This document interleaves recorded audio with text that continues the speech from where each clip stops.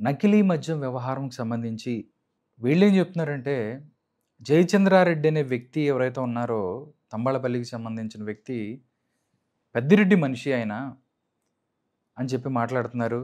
YSR Congress party ఏం చెప్తుందంటే, ఆయన తెలుగుదేశం పార్టీ ఆయన ఎమ్మెల్యే క్యాండిడేట్ తంబాళపల్లికి సంబంధించి అని చెప్తున్నారు. కానీ 5,280 కోట్ల నకిలీ మద్యం తయారు చేస్తా ప్రజల ప్రాణాలతో ఆడుకుంటున్నారు అని చెప్తున్నారు. బట్ వీళ్ళు 3,000 కోట్ల రూపాయలు మీరు ఏదైతే లిక్కర్ స్కామ్ అని మాట్లాడితే, కనీసం గవర్నమెంట్‌లో ఏం జరుగుతుంది? గవర్నమెంట్‌లో కనీసం వాళ్ళకి ఏం జరుగుతుందో, వాళ్ళ ఎమ్మెల్యే క్యాండిడేట్ ఏం చేస్తున్నారు? లేకపోతే ఏం జరుగుతుందో తెలుసుకోలేని పరిస్థితుల్లో ఉన్నారా? అంటే ఏం చెప్తారు సార్ ఈ కేసు గురించి? తెలుసుకోలేని పరిస్థితి ఏమీ ఉండదు. హ్మ్. అంతా అండర్ గ్రౌండ్ అండర్‌స్టాండింగే. ఆ! ఏమీ లేదు. ఓకే. ఇక్కడ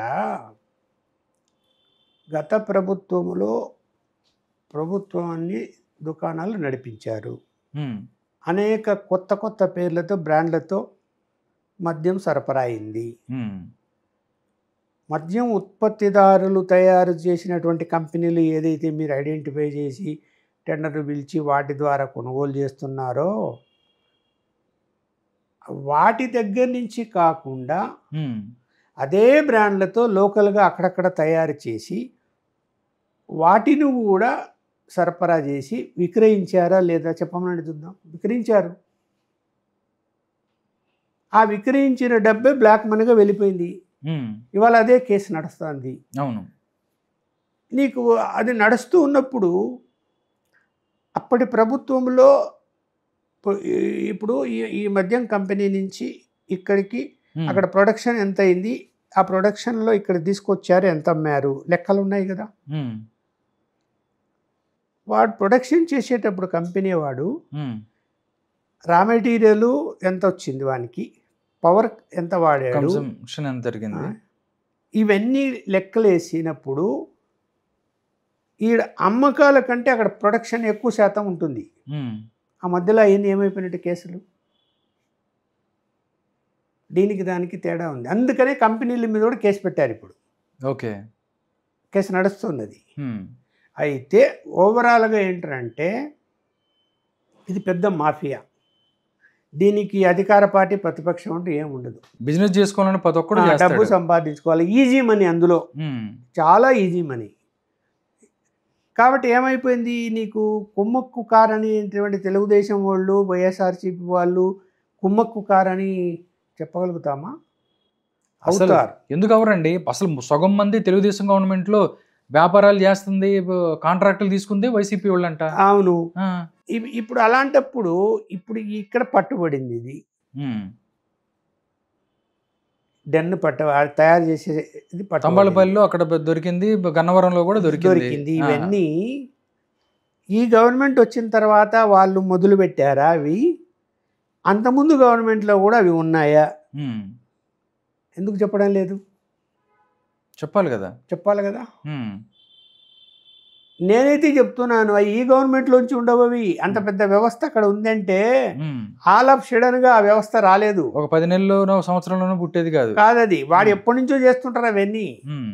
చేస్తూ ఉన్నప్పుడు అలాంటి బిజినెస్లు చేసి సంపాదించేటవాడు ఏం చేస్తాడంటే, అధికారంలో ఎవరుంటే వాళ్ళ పంచం చేరుతాడు. వ్యాపారస్తులందరూ అంతే కదా. ఎందుకు? వానికి సపోర్ట్ కావాలా, వీళ్ళకు మనీ కావాలా, అధికార పార్టీ వాళ్ళకు. అతను వైఎస్ఆర్ ఇప్పుడు జయచంద్రారెడ్డి. జయచంద్రారెడ్డి అనే వ్యక్తి ఎవరైతే ఇతను ఉన్నాడో, పెద్దిరెడ్డి రామచంద్రారెడ్డి, మిథున్ రెడ్డి వీళ్ళు ఆయన అనుచరుడు అని ప్రపంచంలో అందరికీ తెలుసు. మిథున్ రెడ్డికి వ్యాపార సంబంధాల్లో ఈయనకి భాగం ఉందని తెలుసు. ఆఫ్రికాలో వాళ్ళ మద్యం వ్యాపారం చేస్తారు తెలుసు. తంబాలపల్లి గ్రౌండ్ రిపోర్ట్ అది. ఏమీ తెలియకుండా అతనికి తెలుగుదేశం టికెట్ ఎలా ఇచ్చారు? అసలు నా బుర్ర నమ్ముతారా? ఏం తెలియదంటే నమ్ముతారా? ఇప్పుడు అసలు ఎదురు క్యాండిడేట్ మళ్ళీ ద్వారకానాథ్ రెడ్డి అండి. అక్కడ ఆ పెద్దిరెడ్డి రామచంద్రారెడ్డి తమ్ముడే కదా. ఎన్ని తెలుసా ఇక్కడ? అసలు ఇంత బ్లండర్ గా ఎలా ఇస్తారో అర్థం కాలేదు. అంటే ఇక్కడ ఎందుకు చేసి ఉంటారు అలా అని మీరు చెప్పండి. నేను అదే సార్, నాకు అర్థం కావట్లేదు, మీరు చెప్పండి సార్. ఏంటి టికెట్లు అమ్ముకొని దాని సమయం ఏముంది అక్కడ? ఒక మంత్రి, మళ్ళీ చెప్తున్నా నేను, ఆ మంత్రి పేరు చెప్పదలుచుకోలేదు. చెప్పండి సార్. ఒక మంత్రి స్వయంగా తన అనుచరులతో ప్రత్యేకించి బీజేపీ నాయకులతో నేను 20 కోట్లు ఇచ్చి టికెట్ తెచ్చుకుని మంత్రి పదవి తీసుకున్నాను అని చెప్పాడు అని ఒక ప్రచారం జరిగింది. ఏం చెప్పాలి దానికి?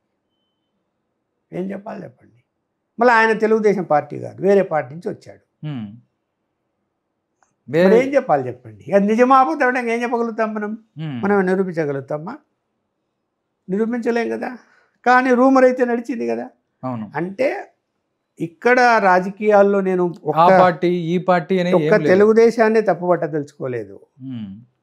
వైఎస్ఆర్సీపీ టికెట్ల విషయంలో కానీ మంత్రి పదవుల విషయంలో కానీ కూడా అదే జరిగింది. జరగలేదు అంటే అదే జరిగింది. చాలామంది చెప్పారు అప్పుడు కూడా, నేను పార్టీ ఫండ్ ఇంత ఇచ్చాను, అందుకని టికెట్ ఇచ్చారు, పార్టీ ఫండ్ ఎంత ఇచ్చాను, అందుకని మంత్రి పదవులు ఇచ్చారని వాళ్ళు కూడా ప్రచారం చేసుకున్నారు. నేను మళ్ళీ సంపాదించుకోవాలని.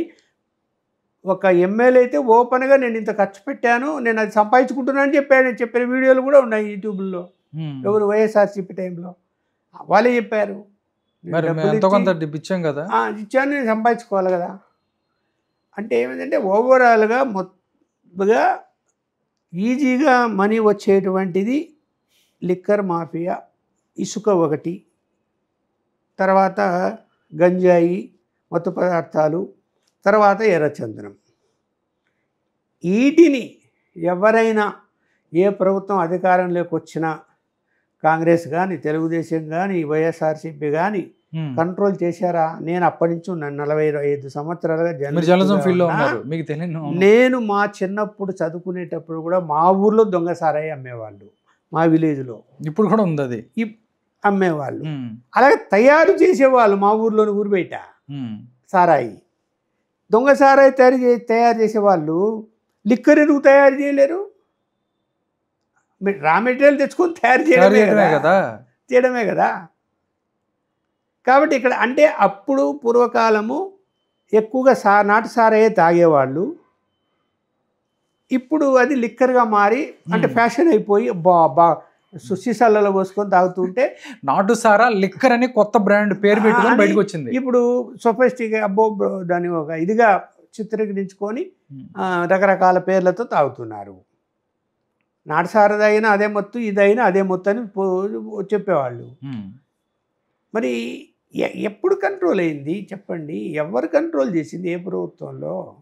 ఈ రోజుడికి మత్తు పదార్థాలు ఎక్కడో ఒక చోట ఎట్లా పట్టబడుతున్నాయి, గంజా ఎట్లా పట్టబడుతున్నది ఆంధ్రప్రదేశ్లో కానీ తెలంగాణలో కానీ ఎక్కడ కంట్రోల్ చేసినారు? చేయడం లేదే. మరి ఎందుకు చేయలేకపోతున్నారు? అంటే మీ యొక్క ఈ ఆబ్కారీ వింగ్కు సమాచారం ఉండదా? అదే మీ ఎక్సైజ్ శాఖ, అదే ఆబ్కారీ శాఖ సమాచారం ఉండదా? ఉంటుంది కదా. అన్నిటికీ మించి ఇప్పటికి కూడా రెడ్ శాండ్ ఎర్రచందనం స్మగ్లింగ్ జరుగుతూనే ఉంది ఈ రోజుకి కూడా. ఎక్కడ కంట్రోల్ చేయగలుగుతున్నారు? పోనీ ఇసుక మాఫియా ఆగిపోయిందా? లేదు. ఇంకా నీకు లిక్కర్ మాఫియా అంటే ఇంకా చూస్తున్నాం కదా, పెద్ద పెద్ద కేసులు బయటపడుతున్నాయి. అవన్నీ ఎప్పటి నుంచో డెన్నులు ఉండేటివి. అందువల్ల ఇక్కడ ప్రభుత్వంలో చిత్తశుద్ధి అనేది ఏ ప్రభుత్వంలో కూడా నాకైతే కనపడలేదు. అందరి హయాంలో నేను అందరి ముఖ్యమంత్రులు చూశాను, అందరి హయాంలో ఇవన్నీ జరిగాయి. అప్పుడంటే ఇసుక ఫ్రీ ఉండేది కాబట్టి అది ఇసుక స్కామ్ అనేది అప్పుడు చెప్పేదానికి అవకాశం లేదు. అది ఏమి ఇంత నిర్మాణాలు ఎప్పుడు జరగలేదు కాబట్టి ఇసుక ఎప్పుడు ఫ్రీగా దొరికేది, పోయి తెచ్చుకునే వాళ్ళు ఎవడో కట్టుకునే వాళ్ళు అట్లా ఉండేది. కానీ ఇవాళ నిర్మాణ రంగం విపరీతంగా పెరిగిపోయిన తర్వాత ఇసుకకు డిమాండ్ రావడము, అది ఇసుక కూడా ఇసుక మాఫియాలాగా మారిపోయింది తప్ప అదొకటి. మిగతా అన్నీ ఉన్నాయి. అప్పటి ఎన్ని ఏళ్ళ నుంచి జరుగుతున్నాయి ఇవన్నీ నేను చెప్పినట్టు. కొత్తగా బయటపడితే ఆశ్చర్యం పడాల్సిన పని లేదు. ఆశ్చర్యపడాల్సింది ఏముంది? ఇప్పుడు చిత్తశుద్ధి ఉంటే కనుక ప్రభుత్వానికి ఇందులో ఈ కేసులో జయచంద్రారెడ్డి కేసు విషయంలో ఫ్యాక్ట్ బయట పెట్టండి. పెట్టలే ఇప్పటికి, ఇంకా పెట్టలేదు. అతనికి సంబంధం ఉందంట అంటే అతను వైఎస్ఆర్సీపీ నుంచి వచ్చాడు, మాకేం సంబంధం, తెలుగుదేశానికి ఏం సంబంధం, అక్కడి నుంచి వచ్చాడు, వచ్చి టికెట్ ఇచ్చారు, ఓడిపోయాడు, ఇప్పుడేమి అతను ఏమైనా చేయండి అని మాట్లాడుతున్నారు. పార్టీ సస్పెండ్ చేసింది కదండి. అదే సస్పెండ్ చేసింది, మాకు సంబంధం లేదని మాట్లాడుతున్నారు. చేర్చుకునే ముందు బ్యాక్గ్రౌండ్ తెలియకుండా ఉంటుందా? 100% బ్యాక్గ్రౌండ్ తెలిసే ఉంటుంది, జరిగేది జరుగుతూనే ఉంటుంది. అంటే ఇది నకిలీ మద్యం దానికి సంబంధించిన కేసు ఏదైతే గవర్నమెంట్కి ఒక చిన్న మచ్చ ఎంతో కొంత మర్చేది సందేహమే లేదు. ఇంకా లోతుగా దర్యాప్తు చేసి ఫ్యాక్ట్స్ బయట పెడితే ఇంకా డ్యామేజ్ అవుతుంది. గవర్నమెంట్కి ఇంకా డ్యామేజే. అందుకని ఏంటంటే అలా రన్ చేస్తున్నాడు దాన్ని పూర్తిగా డీప్గా. మనకేం చెప్పడం లేదు బయటికి. నేనే ఒకటే క్వశ్చన్ వేస్తున్నా కదా, ఆ యొక్క అక్కడ ఉత్పత్తి మీ గవర్నమెంట్ వచ్చి నాకు స్టార్ట్ అయింది, అంతకుముందు గవర్నమెంట్ నుంచి ఉందా అది చెప్పమనండి. చెప్పాలి కదా మరి. అది చెప్పలేరు. ఎందుకంటే చెప్పారనుకోండి మీకు తెలీదా, అలా తయారు చేసేటువంటి వ్యక్తిని తీసుకొని మీరు పార్టీకి టికెట్ ఇస్తారా అని అంటారు కదా. అందుకనే సైలెంట్గా ఉంటున్నారు. పోనీ వైఎస్ఆర్సీపీ వాళ్ళు ఏమైనా మాట్లాడుతున్నారా? వాళ్ళు కూడా కొంతమంది మాట్లాడట్లేదు. ఏదో ఒక రోజు హడావుడి చేశారు, తర్వాత కూడా దానికి సంబంధించి కూడా ఏం లేదు. ఎందుకు సైలెంట్ అయిపోయి ఉన్నారు అందరూ? ఇక్కడ ఏంటంటే మామూలుగా జగన్మోహన్ రెడ్డి గారి సమయంలో జరిగిన లిక్కర్ స్కామ్లో కూడా ఇది అందరూ ఎరిగినటువంటి సత్యమే. జగన్ ఎరిగిన సత్యం అంటారు కదా. ఆ సత్యంలో ఏం కనబడుతుంది? మీరే చెప్పారు కదా ముడుపులు ఎక్కడో అందాయని. మరి ఆ ముడుపులు ఎక్కడో అందాయి అన్నప్పుడు ఆ బాసుని ఇంతవరకు మీద ఎందుకు కేసు లేదు? ఎందుకు పట్టుకోలేకపోయారు, అరెస్ట్ చేయలేకపోయారు? ఎందుకు రైడ్ చేయలేకపోయారు? ముందు ఆ ఇంటిని చేయలేదే, ఎందుకు చేయలే? ఇక్కడ అంత ధైర్యం ఈ ప్రభుత్వానికి లేదు. చేయరు కూడా చేయరు. లేదు. మళ్ళీ అక్కడ సానుభూతి వచ్చి మళ్ళీ అక్కడ సానుభూతే కాదు,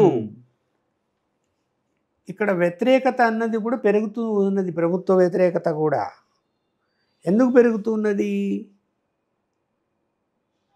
చాలా చోట్ల ఈ పదవులు ఇచ్చే విషయంలో కానీ, లోకల్ బాడీ పదవుల విషయంలో కానీ, లేకపోతే వ్యాపారాలకు సంబంధించి ఈ లిక్కరు యొక్క షాపుల విషయంలో కానీ, లేకపోతే ఇసుక ర్యాంపుల విషయంలో కానీ వైఎస్ఆర్సీపీ వాళ్ళు కూడా చొచ్చుకుపోయి పనిచేస్తున్నారు. వీళ్ళకన్నా వాళ్ళే ఉన్నారు ముందు. వాళ్ళందరినీ రికమెండ్ చేసింది ఎవరు? వీళ్ళే. మళ్ళీ అధికార పార్టీ వాళ్ళు మినిస్టర్స్ వీళ్ళే రికమెండ్ చేశారు.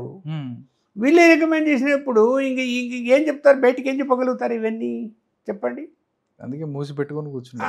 మధ్యలో నలిగిపోతున్నది ఎవరు అంటే బీజేపీ జనసేన నాయకులు, కార్యకర్తలు.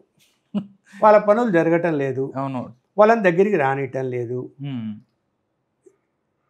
ఇట్లాంటి వాటిల్లో వాళ్ళు ఇవాళ అసంతృప్తితో ఉన్నారు గవర్నమెంట్ మీద. రేపు తను పనిచేస్తారా లోకల్ బాడీ ఎన్నికలు వస్తే?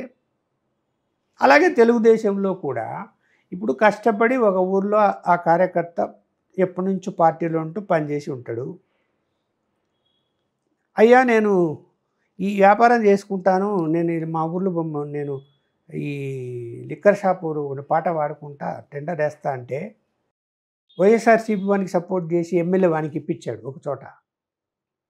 ఈయన పరిస్థితి ఏంటి? రేపు అసలు పార్టీ కోసం ఇటు పనిచేస్తాడా?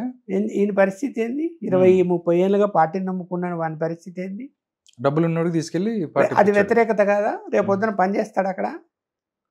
ఇవన్నీ కూడా ఏంటంటే మామూలుగా అయితే ముఖ్యమంత్రి చంద్రబాబు నాయుడు గారు మానిటరింగ్ చేయాలి. చేస్తున్నాడా? పోనీ ఆయనకు సమాచారం అందుతున్నదా? నాకు ఒక ఆయన చెప్తున్నాడు ఇవాళ ఉదయం, తెలుగుదేశం ఆయన, 20 ఏళ్ళ నుంచి నేను ఇంకొక ఆయన ఎప్పుడు కలిసి ఆయన దగ్గర పోతుండే వాళ్ళము. సరే ఈ మధ్య ఆయన సీఎం అయిన తర్వాత అపాయింట్మెంట్ దొరకడం కష్టమై ఒకసారి దొరికింది. నా పక్కన ఆయన ఎవరని అడుగుతున్నారు. ఆయన వాళ్ళ సార్ ఎప్పుడు మీ దగ్గర వచ్చేవాళ్ళమే కదా అంటే అలానా అంటున్నాడు. అంటే ఆయనకి జ్ఞాపక శక్తి కూడా తగ్గింది అని చెప్తున్నాడు. బహుశా ఉప్పల్ లక్ష్మణ్ కూడా రేపు నేను వెళ్తే కూడా నన్ను కూడా కనుక్కోలేడేమో అని నేను అనుకుంటున్నా. మరి ఇప్పుడు అలాంటి పరిస్థితి ఇంకా వస్తే ఎవరు డామినేట్ చేస్తారు అక్కడ? లోకేష్ గారు తప్ప వేరే మార్గం లేదు కదా. లేదు, ఆప్షన్ అదే కదా. ఇంకా ఇప్పుడు జరుగుతున్నది అదే కదా. అందువల్ల మీ లోకేష్ గారికి పోనీ ఆయన ఫీడ్బ్యాక్ తెచ్చుకున్నాము, సమాజంలో అందరూ ఏమనుకుంటున్నారు, ప్రజలు ఏమనుకుంటున్నారు, ఈ కొన్ని పనులు మనం ప్రజలకు వ్యతిరేకంగా చేయకూడదు, రాంగ్ సిగ్నల్స్ పోతాయి అని ఆయన ఏమైనా ఆలోచిస్తున్నాడంటే ఆయన కూడా ఆలోచిస్తున్నట్టు నాకైతే ఏం అనిపించడం లేదు. ఇప్పుడు అపాయింట్మెంట్లు కావాలన్నా, కలవాలన్నా, లేదా ఎక్కడికన్నా వారి పలానా చోట ప్రోగ్రామ్ ఉందంటే అక్కడ పోవాలన్నా అనుసంధానకర్తలు, పిఏలు, ఓఎస్డీలు చంద్రబాబు నాయుడు గారి దగ్గర ఉన్నటువంటి వాళ్ళు కానీ, లోకేష్ దగ్గర ఉన్నటువంటి వాళ్ళు కానీ సరైన సమాధానాలు చెప్పేవాళ్ళు లేరు, ఫోన్లు ఎత్తేవాళ్ళు లేరు, వాట్సాప్లో మెసేజ్లు పెడితే రిప్లై ఇచ్చేవాళ్ళు కూడా లేరు. ఓకే, 1-2 ఉదాహరణలు తప్ప మరి ఏం చెప్పాలి మనం? కమ్యూనికేషన్ కట్ అయిపోద్ది కదా. అదే వాళ్ళకు సంబంధించిన వాళ్ళు ఉంటారు కదా, వాళ్ళైతే వెంటనే లిఫ్ట్ చేస్తారు, వెంటనే ఆన్సర్ చేస్తారు, వెంటనే అన్ని రియాక్ట్ అవుతారు. అరే మనం ఇలాంటి వాళ్ళని పెట్టుకున్నామా అని వాళ్ళు ఆలోచిస్తున్నారా అంటే ఆలోచించడం లేదని నేనైతే చెప్తున్నాను. ఆలోచించుంటే సెటరేట్ చేసుకోవాలి కదా, మరి ఎలా అలా సెటరేట్ చేసుకోలేదే. అసలు వాళ్ళు ముందు వాళ్ళకంటే వీళ్ళు పెద్ద లీడర్లు అయిపోయి కూర్చున్నారు వీళ్ళు, చంద్రబాబు గారు, లోకేష్ గారి కన్నా. అంటే ఇదే తప్పు జగన్మోహన్ రెడ్డి చేశారు అప్పుడు. కానీ చంద్రబాబు నాయుడు అంతకుముందు ముఖ్యమంత్రిగా 3 సార్లు ఉన్నప్పుడు చేయలే. ఎందుకు ఇప్పుడే జరుగుతున్నది ఎలా? ఈ కూటమి ప్రభుత్వంలో ఇప్పుడే జరుగుతున్నది ఎలా? ఓకే, అరే బీజేపీలో బాధ్యత అంటే ఒక కార్పొరేషన్ చైర్మన్గా ఉండుకొని అతనికి అపాయింట్మెంట్ లోకేష్ గారు ఇవ్వరు, చంద్రబాబు నాయుడు గారు ఇవ్వరు. మాకు అపాయింట్మెంట్లు ఇవ్వడమే లేదని వాళ్ళు మొత్తుకుంటున్నారు. ఇప్పుడు ఏదైనా ఒక బాధ్యత ఇచ్చిన తర్వాత తన డిపార్ట్మెంట్కు సంబంధించి లేకపోతే తన కార్పొరేషన్కు సంబంధించి ఏదైనా నిర్ణయాలు తీసుకోవాలి అంటే, ఏదైనా శాంక్షన్ చేయాలన్నా పెద్ద ఇష్యూలు అయినప్పుడు ముఖ్యమంత్రి గారితో చర్చించకుండా చేయగలుగుతారా ధైర్యంగా? లేదండి, చర్చించాలి కదా ఆయనతో. అంటే ఒక ఒపీనియన్ తీసుకోవాలా అని ఉంటుంది కదా, లేదా చెప్పి చేయాలని ఉంటుంది కదా. అవును, ఎక్కడ అపాయింట్మెంట్ దొరికితే చెప్పమనండి బీజేపీ వాళ్ళందరినీ, అలాగే జనసేన వాళ్ళని చెప్పనండి. లేదు. మరి ఇలా పరిపాలన కూటమి మేమంతా ఐకమత్యంగా ఉన్నాం, మేము చేస్తున్నాము అంటే ఇది జగన్మోహన్ రెడ్డికి అడ్వాంటేజ్ అవుతుందే కదా. 100% అడ్వాంటేజే కదా. ఇవాళ ప్రభుత్వంలో జరిగేటువంటి ప్రతి ఫైల్ మూమెంటు, ఇంటర్నల్గా క్యాబినెట్లో జరిగేటువంటి ప్రతి అంశాలు జగన్మోహన్ రెడ్డి గారికి చేరుతున్నాయా లేదా చెప్పమని చూద్దాం. నేనైతే చేరుతున్నాయనే చెప్తా. చేరుతున్నాయి కాబట్టి అతను రియాక్ట్ అవుతున్నాడు అన్నిటికీ. అసలు ఎంత లోపల ఏం జరుగుతుందో ఆయన తెలుసు కాబట్టి రియాక్ట్ అవుతున్నాడు, ఆ ఇష్యూలు తీసుకుంటున్నాడు, మాట్లాడుతున్నాడు. సరే అతను కూడా ఏంటంటే స్క్రిప్ట్ రాసుకొని మాట్లాడుతున్న పద్ధతిలోనే ఉంది, కానీ లోతుగా వెళ్తున్నాడు నేనైతే అనుకోవటం లేదు. ఇప్పుడు అమరావతి టెండర్లు స్టార్ట్ అయ్యాయి, వర్కులు నడుస్తున్నాయి. ఏ పొద్దున జగన్మోహన్ రెడ్డి ఆ టెండర్లు ఎక్సెస్ ఎంత వేశారు, అందులో ఏమేమి నిర్ణయాలు తీసుకున్నారు, ఇప్పుడు ఏమేమి నిర్మాణాలు జరుగుతున్నాయి అనే వాటి మీద మాట్లాడుతున్నాడా? ఎందుకు మాట్లాడాలే? ఎందుకంటే ఆ కాంట్రాక్టర్లు అందరూ ఆయన సంబంధించిన వాళ్ళే. అంటే వాళ్ళు అంతకుముందు కూడా చంద్రబాబు టైంలో కూడా పనిచేసిన వాళ్ళే. కాంట్రాక్టర్లు ఎలా ఉంటారంటే ఎవరు గవర్నమెంట్ అధికారంలో ఉంటే వాళ్ళ దగ్గర పోతారు, పనులు తెచ్చుకుంటారు, వాళ్ళకి కావాల్సినటువంటి వాళ్ళకు పార్టీ ఫండ్ అని అదని ఇదని ఇచ్చేస్తారు. కొంతమంది మరీ ఏంటి కాంట్రాక్టర్లు పూర్తిగా పూసుకొని అన్ని సలహాలు ఇచ్చి ముఖ్యమంత్రికి అన్ని విధాలుగా సహాయం చేసి బ్లాక్ మనీ అంతా తీసుకుపోయి అప్పగించి ఉన్నటువంటి వ్యక్తులు ఆ కాంట్రాక్టర్ సంస్థకు మీరు కూడా కాంట్రాక్ట్ పనిస్తే ఎట్లా? కొంతమంది అవాయిడ్ చేయాలి కదా, చేయటం లేదు. పై లెవెల్లో మేనేజ్ చేస్తున్నారు వాళ్ళందరూ. అందువలన ప్రభుత్వము చిత్తశుద్ధితో పనిచేయాలి. ఒకటి, జగన్మోహన్ రెడ్డి కూడా ప్రతిపక్ష పాత్ర సక్రమంగా పోషించాలి.